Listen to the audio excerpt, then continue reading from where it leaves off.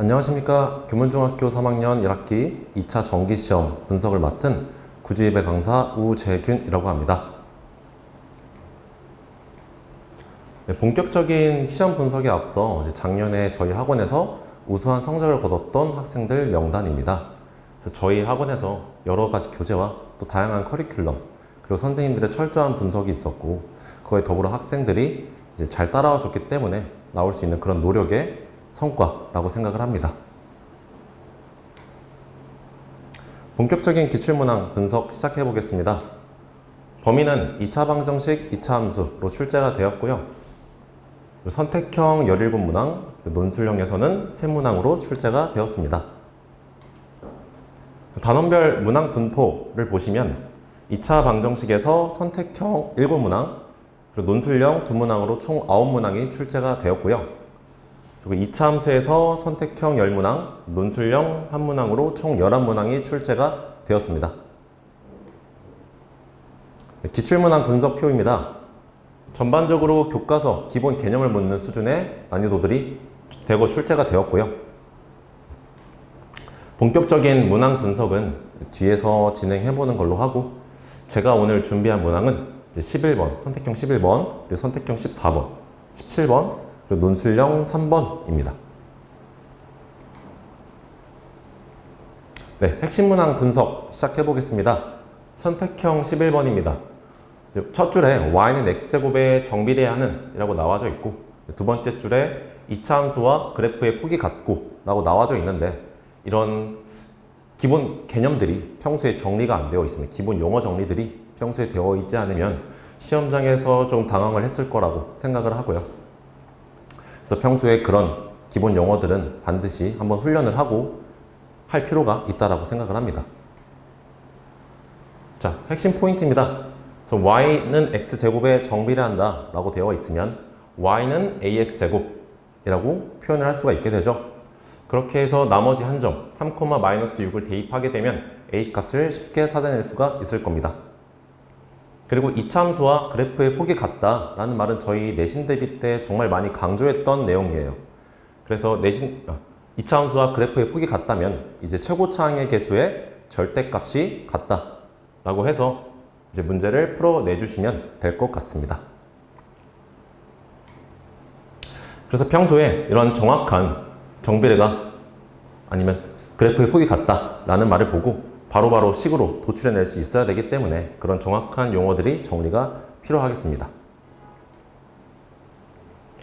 선택형 17번 보겠습니다. 2차 함수 y는 ax제곱 더하기 bx 더하기 c의 그래프가 나와져 있고, 이제 조건을 읽어서 a, b, c의 이제 미정계수를 파악을 하고, 또 평행이동의 조건을 읽어서 pq의 이제 값을 찾아내야 되는데요. 이 문제는 조금 실수를 유발할 수 있는 포인트들이 두 개 존재했습니다. 첫 번째로는 보통은 학생들이 평행이동이라고 하면 이제 x축의 방향으로 p만큼, y축의 방향으로 q만큼이라고 해서 관성적으로 이 문제를 풀었다면 이런 실수들, 포인트가 있었기 때문에 조금 당황했을 거라고 생각을 하고요. 그 다음에 열심히 이제 a, b, c의 개수를 찾아서 또 pq의 개수를 찾아서 딱 답을 내어놨는데 마지막에 이런 단순 계산 문제에서 조금 실수가 있었다면 또 뼈아프겠죠.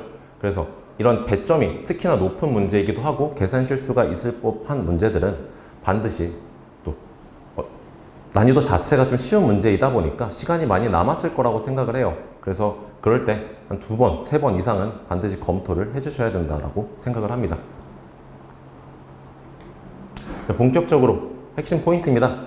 미지수가 A, B, C로 3개가 존재를 하죠. 그러면 항상 강조했던 부분이 조건, 즉 식이 3개가 필요해야, 식이 나와야 문제를 풀 수 있게 되는데, 지금 주어진 지금 좌표가 2점 밖에 없어서 저희가 대입하여도 풀리지 않게 됩니다. 자, 그러면 어떻게 푸느냐? 저희가 2차 함수에서 가장 중요한 지점이 꼭지점이다 라고 많이 강조를 했어요. 그래서 왜 중요하느냐? 꼭지점은 2차 함수의 뿌리, 근원이기도 하고, 즉 근원에서부터 이제 2차 함수를 뻗어나가는 그런 함수 그래프를 그리기도 쉽고, 또 그 꼭지점은 y의 범위를 나타내기도 쉽고, 또 그 꼭지점을 포함하는 대칭축이 2차 함수의 대칭성을 나타내기 때문에 반드시 좀 중요하게 짚고 넘어가는 포인트였습니다. 자, 그렇게 해서 일반형 y는 ax제곱 더하기 bx 더하기 c로 나와져 있는 저 식을 미지수가 3개인 일반형을 꼭지점이라는 정보 하나를 가지고 이제 미지수가 1개인 표준형으로 저희가 나타낼 수가 있게 됩니다. 그렇게 해서 나머지 정보 0,1을 대입하게 돼서 나머지 개수 a를 찾게 되면요. 그 다음에 전개를 해서 이제 bc의 개수까지도 찾아낼 수가 있게 되겠죠. 그 다음에 이차함수의 평행이동은 저희가 이제 꼭지점의 평행이동과 한데 묶어서 강조를 했던 부분입니다. 그래서 꼭지점의 좌표가 마이너스 3, 마이너스 2에서 3,1로 이동을 하였죠. 즉 x축 방향으로 6만큼, y축 방향으로 3만큼 이동하였으니 이차함수 전체적인 개형도 똑같이 x축 방향으로 6만큼, y축 방향으로 3만큼 평행이동이 됐겠죠. 그렇게 해서 p는 6이다. 여기서 실수가 없었다면 q는 마이너스 3이다 라고 잘 적어서 문제를 풀어나가면 될 것 같습니다. 그래서 이런 이차함수의 가장 중요한 지점 또는 이차함수의 평행이동 같은 이런 실전적인 개념 용어들을 평소에 반드시 훈련을 하셔야 될 거고요. 자, 이젠 적중문항 분석 시작해 보겠습니다. 선택형 14번입니다. 이제 규칙을 보고 이제 이차함수의 개형을 추론하는 문제가 출제가 되었어요. 사실 이 문제는 교과서 113페이지에 수록이 되어져 있는 내용이에요. 그래서 수학 역량 쑥쑥이라고 단원의 끝자락에 위치한 좀 미시적인 부분, 좀 그런 세부적인 내용이긴 한데 이런 내용까지도 확실하게 저는 챙겨야 한다고 1차 정기시험 때도 강조를 했던 부분입니다. 하지만 이 그림을 보고, 이 식을 보고, 이 자료를 보고 이 문제를 조금 바로 해결하기에는 조금 어려웠을 수도 있었을 거라고 생각을 해요. 그래서 사실 저희는 저희 내신 대비 교재, 내신 코어 50페이지 71번 보시게 되면 정말 그림만 살짝 변형이 되어져 있고 이차함수의 개형이 완벽하게 일치하는 그런 문제를 대비를 해봤었습니다. 그래서 이 문제를 보고 각 번째의 제곱수에 해당하는 것이 타일의 개수라는 것을 한 번쯤은 경험을 해봤기 때문에 이 문제를 보고 가볍게 타일의 개수는 이제 y는 x의 제곱이다. 즉 103의 제곱이겠구나 라고 가볍게 이제 동그라미를 치고 넘어갈 수 있었을 거라고 생각을 합니다.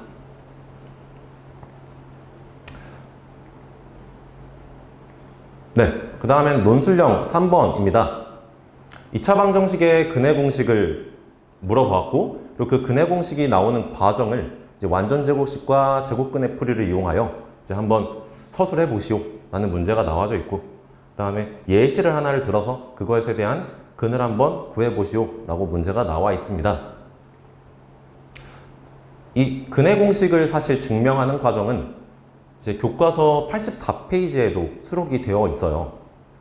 그래서 보시게 되면 이렇게 증명 과정을 나열이 되어져 있는데 보통 학생들이 이 증명 과정을 눈으로만 이해하고 넘어가는 친구들이 대다수입니다. 근데 제가 특히 이 학원에서도 항상 강조하는 부분이 이런 공식이 나왔을 때 반드시 본인 스스로 증명을 해봐야 한다. 그래야 본인이 직접 완벽하게 이해할 수 있다 라고 생각을 하고요.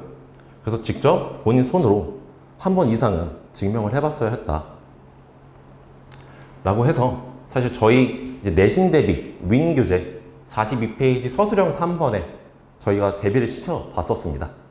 그래서 3번에 보시면 이제 근해 공식을 쓰고 그 근해 공식이 나오는 과정에 대해서 서술하시오 라고 준비를 시켜 봤었기 때문에 또 크게 어렵진 않았을 거라고 생각을 하고요. 그리고 혹시 몰라서 저희가 이제 매번 정기시험 전에 보는 퍼펙트 모의고사 그 이후에 보는 바로 그 10분 뒤에 보는 서술형 모의고사가 또 있죠. 서술형 모의고사 1번에서도 출제가 되었던 문항입니다. 그래서 보시게 되면 이제 2차 방정식 ax제곱 더하기 bx 더하기 c는 0의 근해 공식을 구하고 그 과정을 서술하시오 라고 1번에 나와져 있고요. 그리고 추가적으로 저희는 이제 짝수 근해 공식까지 대비를 시켜봤었습니다. 다음 3번 문항 보시게 되면 이제 예시를 또 주고 그것에 대한 근을 한번 찾아보시오 라고 해서 정말 완벽하게 적중을 시킨 모습을 확인해 볼 수 있습니다. 자, 그러면 총평 및 이제 학습 전략 얘기해 보겠습니다. 1차 정기시험과 정말 비슷한 내용이에요. 정말 비슷한 총평과 학습 전략으로 흘러갈 것 같은데 전반적으로 난이도가 너무 쉬웠어요. 그래서 당연하게도 실수는 정말 치명적이었을 거고 채점 기준이 있기 때문에 그런 채점 감점 포인트들 그런 것들 때문에 변별이 있을 수가 있었다라고 생각을 하고요. 그래서 누구나 맞출 수 있는 그런 다소 쉬운 문제들이었지만 이런 실수 또는 서술형 감점 포인트들 때문에 누구나 100점을 맞기는 좀 어려웠다라고 생각을 하고요. 그래서 고득점을 맞기 위해서는 당연하게 탄탄한 필수 유형 습득이 필요하겠고요. 그리고 앞서 보셨던 것처럼 어떤 정비례 또는 2차 함수의 그래프의 폭이 같다 또는 2차 함수의 가장 중요한 지점, 꼭지점 이런 것들을 평소에 정확하게 정리를 해놨어야 좀 당황하지 않았을 거라고 생각을 합니다. 난이도가 쉬워질수록 서술형 연습은 더욱 철저하게 진행해 주셔야 되겠고 그리고 교과서의 다소 미시적인 부분, 놓치기 쉬운 세부적인 내용들도 꼼꼼하게 정독을 해 주셔야 되겠고요.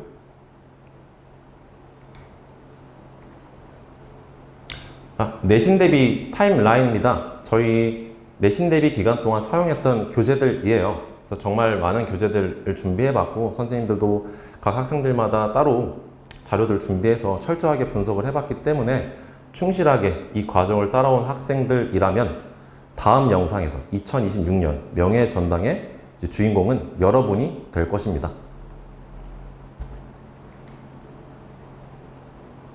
마지막으로 이제 여름방학이 시작이 되죠. 그래서 스카이 X반 개강 안내 드리면서 마무리해야 될 것 같습니다. 저희 여름방학 이제 더 이상은 중3이 아닙니다. 이제 예비 고1의 시작이에요. 그래서 여름방학 땐 고강도 트레이닝이 반드시 수반이 돼야 될 거고요. 그렇기 때문에 구주입에 다니는 학생들 그냥 내가 이 과정을 할 수 있을까? 라는 의문보다도 나는 해야만 한다 라는 마음가짐으로 임하셔야 된다라고 생각을 합니다. 그리고 구주입에 다니고 있지 않은 학생들은 이번 기회에 저희 여름방학 같이 예비 고1의 시작을 맞이해 봤으면 좋겠습니다. 시험 보느라 고생 정말 많으셨고요. 저는 여기서 정기시험 분석 및 학습 전략 마무리해 보겠습니다. 이상으로 구주입의 강사 우재균이었습니다. 감사합니다.